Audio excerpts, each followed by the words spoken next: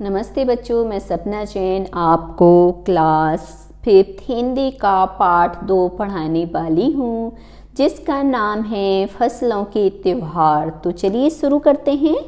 Second chapter, फसलों के त्योहार। सारा दिन बोरसी के आगे बैठकर हाथ तापते हुए गुजर जाता है। कहाँ तो खिचड़ी के समय धूप में गर्माहट की शुरुआत होनी चाहिए और यहाँ हम सूरज के इंतजार में आस लगाए बैठे हुए हैं। पूरे 10 दिन हो गए, सूरज लापता है। आज सुबह तो रजाई से निकलने की हिम्मत ही नहीं हो रही थी। बाहर देखने से तो समय का अंदाजा बिल्कुल नहीं हो रहा, लेकिन घर में हो रही चहल पहल अब पता चल रही है।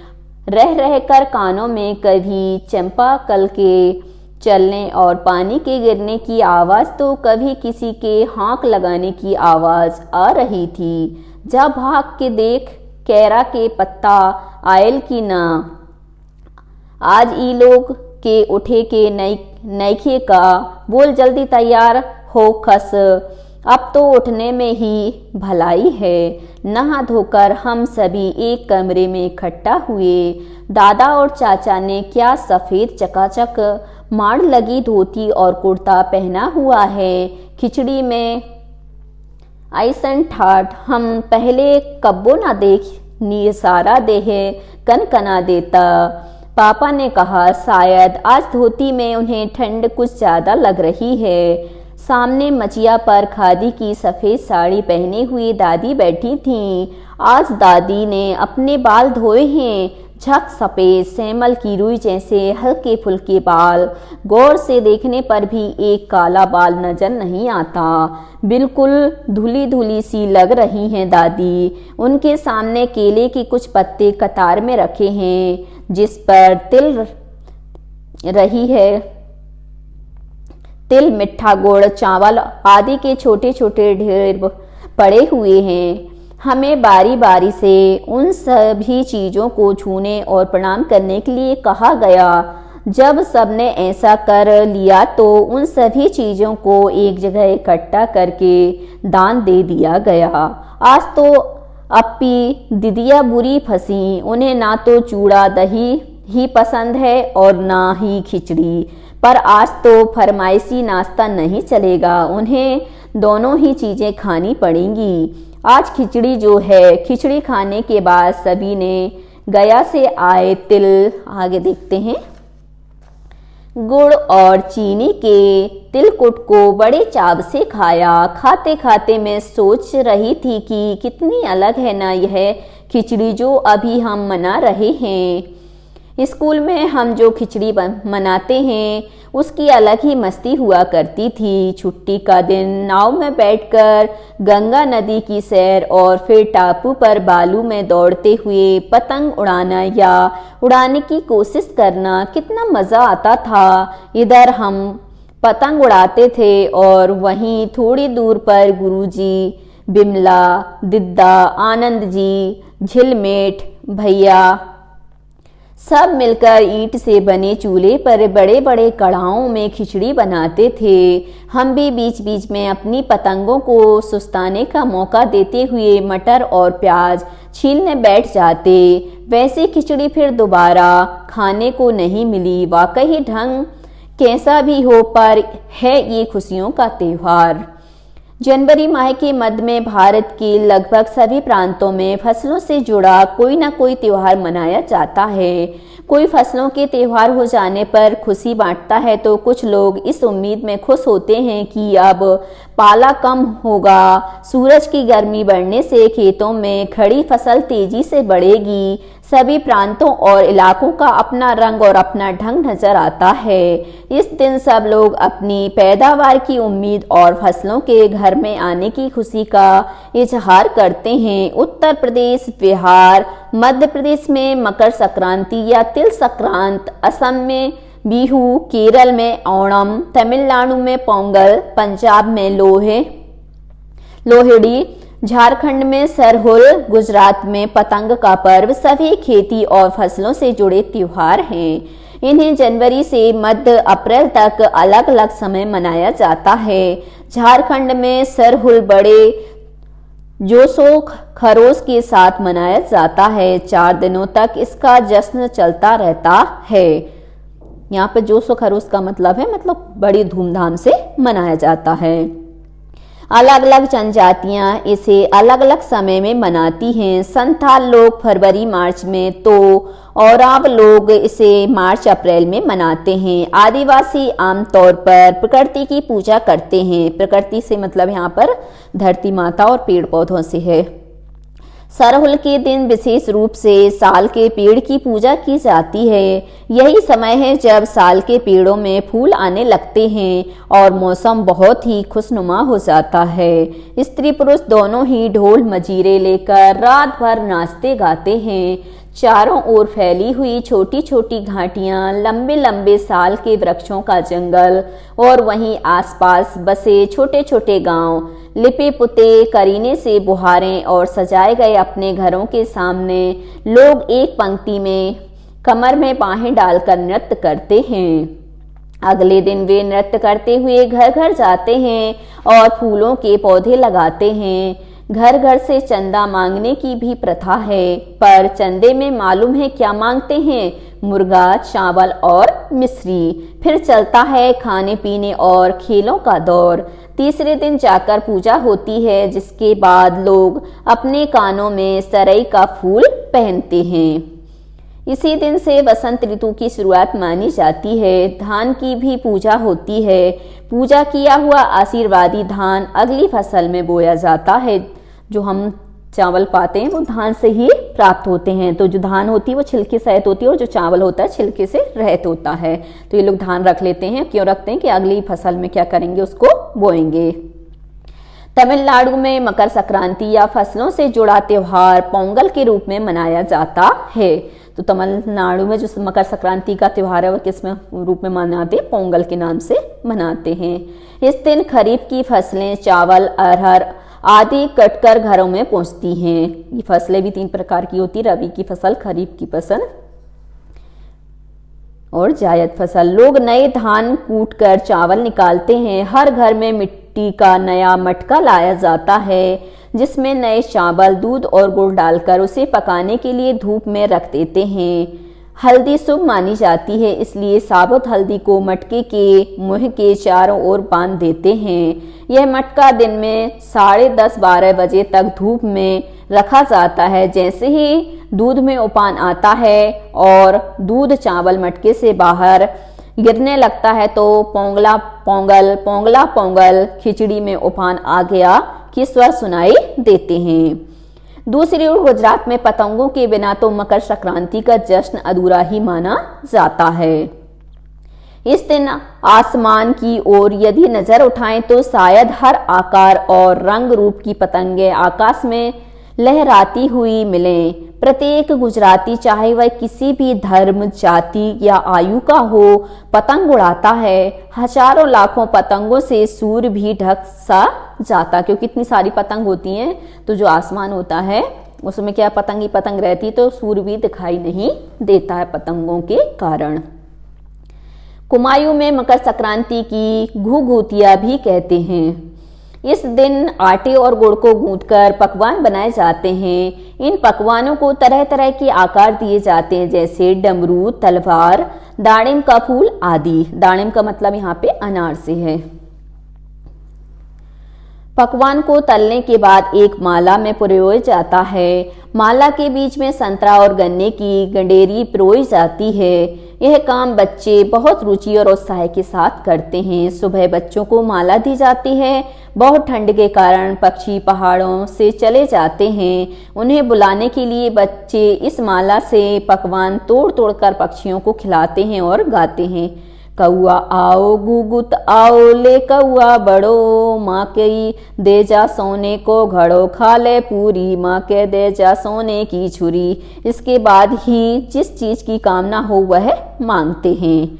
है ना कितने अलग अलग अंदाज मकर संक्रांति को मनाने के। कहीं दूध, चावल और गुड़ की खीर बनती है तो कोई 5 प्रकार के नए अनाज की खिचड़ी बनाता है। कहीं कहीं लोगों का सैलाब नदी में स्नान के लिए उमड़ पड़ता है। लोग ठंड से ठिठुरते रहेंगे पर बर्फीले पानी में कम से कम एक डुबकी तो जरूर लगाएंगे। हाल यह होता है कि इन जगहों पर तिल रखने की भी जगह नहीं होती। तिल से याद आया, मकर संक्रांति के दिन पानी में तिल डालकर स्नान करना, तिल दान करना, आग में तिल डालना, तिल के पकवान बनाना विशेष महत्व रखता है। तुम्हारे घर या इलाके में इस त्योहार को कैसे मनाया जाता है? इसे खिचड़ी, पोंगल, मकर संक्रांति या कुछ और कहा जाता है, या तुम फसलों से जुड़े कोई और त्योहार मनाती हो? यदि तुम आपस में बात करो तो तुम्हें यह जानकर हैरानी होगी कि कई बार एक ही इलाके में रहने वाले लोग भी इस त्योहार को अलग अलग ढंग से मनाते हैं। तो यहाँ पर त्योहार के बारे में बताया गया, और त्योहार में भी फसलों के बारे में बताया गया है कि फसलों को लेकर अलग अलग जगह पर अलग अलग त्योहार मनाए जाते हैं। और कई बार क्या है, एक ही त्योहार को क्या है अलग अलग नामों से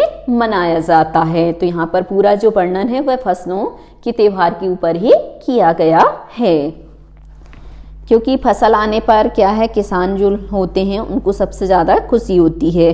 क्यों होती है? क्योंकि हम सब क्या है अनाज पर ही, फसलों पर ही निर्भर हैं, और हम फसलों के ऊपर ही अपने जीवन को यापन करते हैं। इसलिए फसल के आने की खुशी में और फसल आने पर दोनों पर ही हम त्योहार मनाते हैं। अब आते हैं हम अभ्यास प्रश्न पर। मौसम का अंदाज। खिचड़ी में ऐसन जाड़ा हम पहले कब्बो ना देखनी, यहाँ तुम खिचड़ी के से क्या मतलब निकाल रही हो? तो यहाँ क्या है, खिचड़ी एक त्योहार का नाम है। खिचड़ी जो शब्द दिया है वह किसके लिए दिया है? त्योहार के लिए, जो जनवरी माह में आता है, जैसे मकर संक्रांति, पोंगल, लोहड़ी आदि। अगला है, क्या कभी ऐसा हो सकता है कि सूरज बिल्कुल ही ना निकले? अगर ऐसा हो तो कभी कभी ऐसा हो भी जाता है कि सूरज नहीं निकलता। तो अगर ऐसा हो तो चारों ओर क्या होता है, अंधेरा रहेगा, और सूरज से मिलने वाली जो गर्मी है और शक्ति है वह हमें नहीं मिलेगी। इससे खनिज तत्व भी नहीं मिलेंगे, पेड़ पौधे मुरझाने लगेंगे। अगला है, बाहर देखने से समय का अंदाजा क्यों नहीं हो पा रहा था? जिनके पास घड़ी नहीं होती वे समय का अनुमान किस तरह से लगाते हैं? तो चारों तरफ क्या है, कोहरा होने के कारण समय का अंदाजा नहीं हो पा रहा था, क्योंकि इतना अंधेरा रहता है कोहरे में कि कुछ दिखाई ही नहीं देता।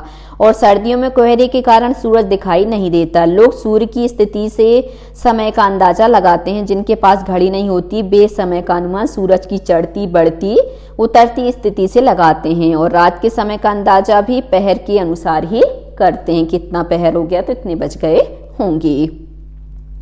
तुम्हारी जुबान। आज ई लोग के उठे के नईखे का। तो आज इन लोगों को उठना नहीं है क्या? जा भाग के देख केरा के पत्ता आयल की ना। तो जल्दी जाकर देखो कि केले के पत्ते आए हैं या नहीं। इन वाक्यों को अपने ही भाषा में लिखो। तो हमने अपनी भाषा में आपको पढ़ के अभी बता दिया। अब है भारत तेरे रंग अनेक।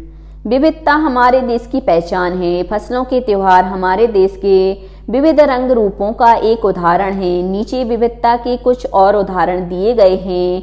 5-5 बच्चों का समूह एक एक उदाहरण लें और उस पर जानकारी इकट्ठी करें। जानकारी चित्र, फोटोग्राफ, कहानी, कविता, सूचना परक सामग्री के रूप में हो सकती है।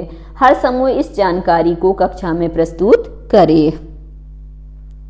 भाषा, कपड़े, नया वर्ष, भोजन, लोक कला, लोक संगीत। तो भाषा, भारत में अनेक भाषाएं बोली जाती हैं, जैसे गुजराती, मराठी, बंगाली, गढ़वाली, तमिल, कन्नड़, पंजाबी, उड़िया, तेलुगु, नेपाली, असमिया, सिंधी, मलयालम, हिंदी इत्यादि। ऐसे 22 भाषाओं को मान्यता दी गई है। कपड़े, हर प्रांत के परिधानों में मुख्यतः साड़ी, सूट, लहंगा और विवाह के अवसर पर पहने जाने वाला परिधान ही स्त्रियों द्वारा पहना जाता है। पुरुषों में धोती, कुर्ता, लुंगी, पजामा पहना जाता है। अब है नया वर्ष। अलग अलग जगहों पर नया वर्ष मनाने का तरीका अलग अलग होता है। जैसे वैशाखी पंजाब में मनाते हैं नए वर्ष में, उगादि आंध्र प्रदेश में, विशु केरल तमिलनाडु में, गुड़ी पड़वा महाराष्ट्र में। अगला है भोजन। अलग अलग राज्यों में अलग अलग प्रकार के भोजन मिलते हैं। जैसे छोले भटूरे, राजमा, मक्के की रोटी, सरसों का साग पंजाबी में मिलता है। ऐसे डोसा, इडली, सांभर दक्षिण भारत में पाया जाता है। खाकरा, भाकड़वड़ी, ढोकला, थेपला ये सभी पाए जाते हैं गुजरात में। रोगन जोश, रिश्ता, दम आलू, वाजवान ये सभी क्या है कश्मीर में पाए जाते हैं। अब है माछ भात, सुक्तो, मिष्टी, दोई ये सभी बंगाल में पाए जाते हैं, क्योंकि बंगाल में बोलते भी हैं मछली और चावल खाया जाता है। दाल बाटी, चूरमा, गट्टे की सब्जी ये सभी जो भोजन होते हैं वे राजस्थान में बनते हैं। अब आते हैं लोक कला। प्रत्येक प्रांत की लोक कला वहाँ की संस्कृति का परिचय देती है। जैसे मधुबनी जो चित्रकारी है ये बिहार की है, चित्तर दक्षिण भारत का है और तंजावुर तमिलनाडु का, थंगड़ तिब्बत का, पाटचित्र उड़ीसा, पिछबई तथा फड़ राजस्थान का और बाटिक दक्षिण भारत तथा बंगाल का लोक कला है। अब है लोक संगीत। अलग भाषा और संस्कृति होने से लोक संगीत की भी क्या होता है अलग होता है। भारत के लोक संगीत में अलग प्रांतों की लोकगीतों की व्यापक परंपरा चली आ रही है। सारंग, दुर्गा, सौरठ, पीलू इत्यादि राग लोक संगीत का मुख्य हिस्सा हैं। कजरी, सावन, चैता ये बनारस, मिर्जापुर, उत्तर प्रदेश तथा पूर्वी और बिहार के पश्चिम जिलों में होते हैं। फिर है सोहिनी, महिवाल, हीर रांझा ये पंजाब के लोक संगीत हैं। ढोला मारू राजस्थान का प्रसिद्ध लोक संगीत है। बेदिसिया बिहार का है, आल्हा बुंदेलखंड का है, गरबा गुजरात का प्रसिद्ध है और रसिया ब्रज का प्रसिद्ध है। अब आते हैं तुम्हें कौन सा त्योहार सबसे अच्छा लगता है और क्यों? इस दिन तुम्हारी दिनचर्या क्या रहती है? तो मुझे दिवाली का जो त्योहार है वह सबसे अच्छा लगता है।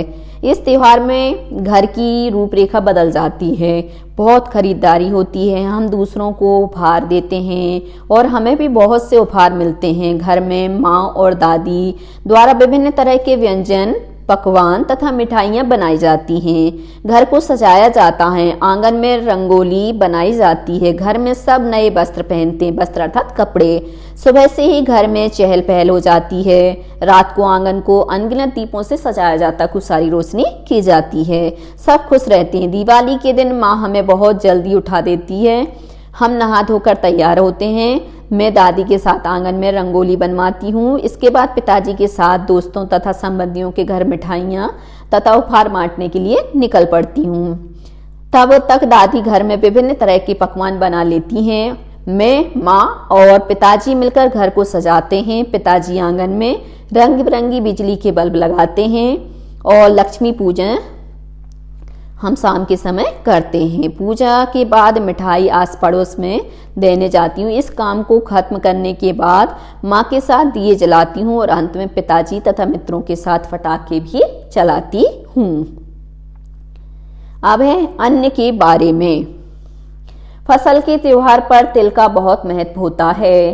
तिल का किन किन रूपों में इस्तेमाल किया जाता है पता करो।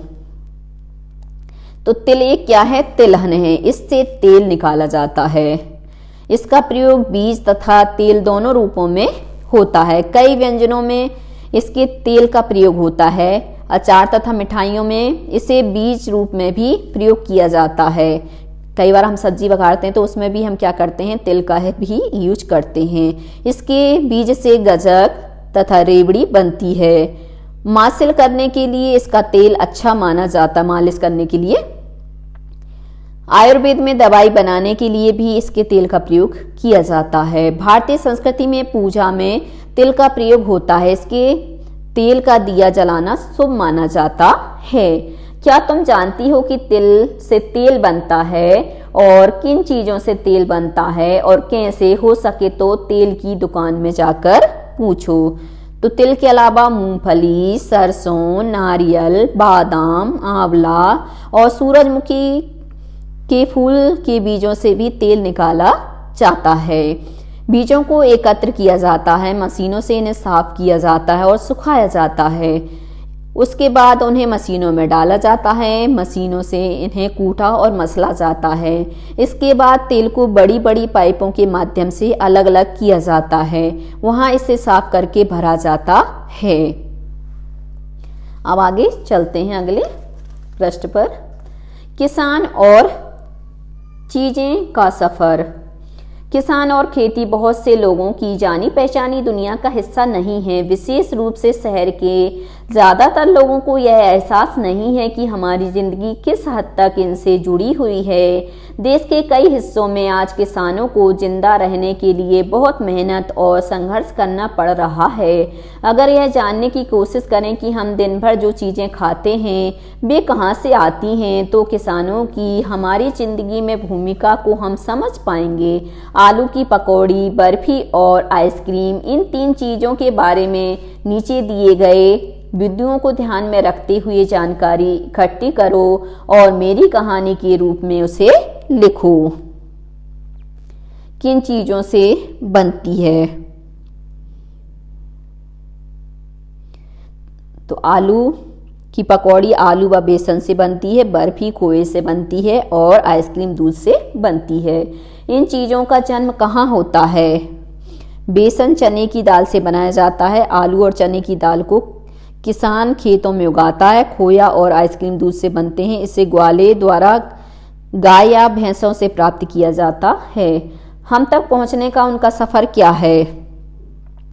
चना व आलू किसानों द्वारा व्यापारियों को बेच दिया जाता है। इसके बाद चना बड़ी कंपनियों तक पहुंचता है और आलू व्यापारियों द्वारा बाजारों में पहुंचा दिया जाता है। ऐसे ही दूध ग्वाले द्वारा बड़ी कंपनियों को बेचा जाता है।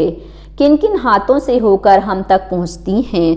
बेसन, खोया व आइसक्रीम कंपनियों द्वारा बनाई जाती हैं। बाद में ये दुकानदारों के हाथों से होकर हम तक पहुंचती हैं। इस पूरे सफर में किन लोगों की कितनी मेहनत लगती है? इसमें किसानों, ग्वालों, व्यापारियों तथा कंपनियों की मेहनत लगती है। कंपनियों में काम करने वाले लोगों की मेहनत लगती है। इन लोगों में से किसको कितना मुनाफा मिलता है? तो इनमें से किसानों और ग्वालों को कम मुनाफा मिलता है। कंपनी, व्यापारियों तथा दुकानदारों को ज्यादा मुनाफा मिलता है। अगले वर्ष कक्षा 6 में सामाजिक एवं राजनीतिक जीवन के बारे में पढ़ोगी तो ऊपर लिखे सफर में शामिल लोगों की दिनचर्या पता करने का मौका भी मिलेगा। ये जानकारी आप लोगों को दी गई है। अब है खास पकवान।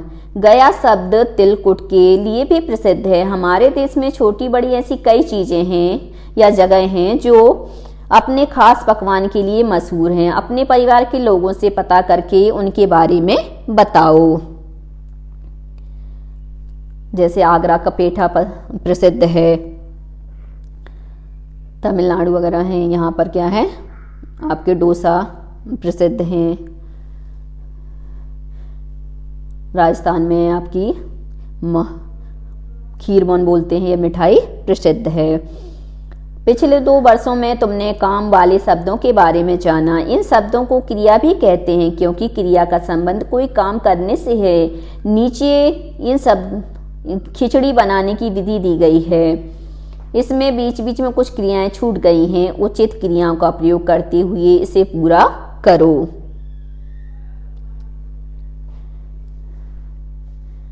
छौंकना, पीसना, पकाना, धोना, परोसना, भूनना।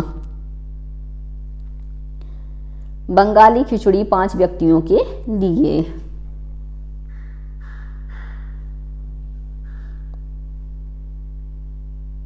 सामग्री मात्रा: अदरक 20 ग्राम, लहसुन 3 फांके, इलायची के दाने 3 छोटी, दालचीनी 2.5 सेंटीमीटर का 1 टुकड़ा, पानी 4 प्याले, मूंग दाल आधा प्याला, सरसों का तेल 3 बड़े चम्मच, तेज पत्ते 2, जीरा आधा छोटा चम्मच, प्याज बारीक कटा हुआ 1 मंझोला, चावल धुले हुए 1 प्याला, फूल गोभी बड़े बड़े टुकड़ों में कटी हुई 200 ग्राम, आलू छीलकर 4-4 टुकड़ों में कटे हुए 2, मटर के दाने आधा प्याला, धनिया पिसा हुआ 1 बड़ा चम्मच, लाल मिर्च पिसी हुई आधा छोटा चम्मच, चीनी 1 छोटा चम्मच, घी 2 बड़े चम्मच, नमक और हल्दी अंदाज से। अब यहाँ पर विधि है, तो आपको विधि बताना है कि इलायची, दालचीनी और लौंग में थोड़ा थोड़ा पानी 1 छोटा चम्मच डालते हुए हमें उसको क्या करना है, पीस लो। अदरक और लहसुन को इकट्ठा पीसकर पेस्ट बनाओ। दाल को कढ़ाई में डालो और मध्यम आंच पर सुनहरी होने तक भून लो। अब दाल निकालकर पीस लो। तेल को कुकर में डालकर गरम करो। तेल गरम हो जाने पर तेज पत्ते और जीरा डालो। जीरा जब चटकने लगे तो प्याज काटकर सुनहरा भूरा होने तक भूनो। अब अदरक लहसुन का पेस्ट डालकर कुछ मिनट पकाओ। धुली हुई दाल, चावल और सब्जी डालो और अच्छी तरह मिलाओ। शेष पानी 4 प्याले डालकर एक बार चलाओ। कुकर बंद करो। तेज आंच पर पूर्ण प्रेशर आने दो। अब आंच कम करके 4 मिनट तक पकाओ। भाप निकल जाने पर कुकर खोलो। मसालों का पेस्ट मिलाओ। खिचड़ी पर घी, हींग, जीरा, साबुत लाल मिर्च से छौंक कर परोसो और गर्मा गर्म खाओ। छुट्टी के दिन घर में ऐसी खिचड़ी बनाने में बड़ों की मदद करो। खाने से जुड़ी कुछ अन्य क्रियाएं भी जोड़ो। अब आते हैं अगले पेज पर। यहाँ पर यही बताया कि जो आपके घर में खिचड़ी वगैरह बनाई जाती है तो उसमें मम्मी वगैरह के साथ आप रहोगे तो इसी खिचड़ी को क्या करोगे, अच्छे से बना पाओगे। तो बच्चों आज के लिए सिर्फ इतना ही। यदि आपको हमारा वीडियो पसंद आया है तो लाइक कीजिए, शेयर कीजिए, सब्सक्राइब कीजिए तथा इस पाठ से संबंधित कोई भी प्रश्न है तो नीचे कमेंट्स में पूछ लीजिए। धन्यवाद।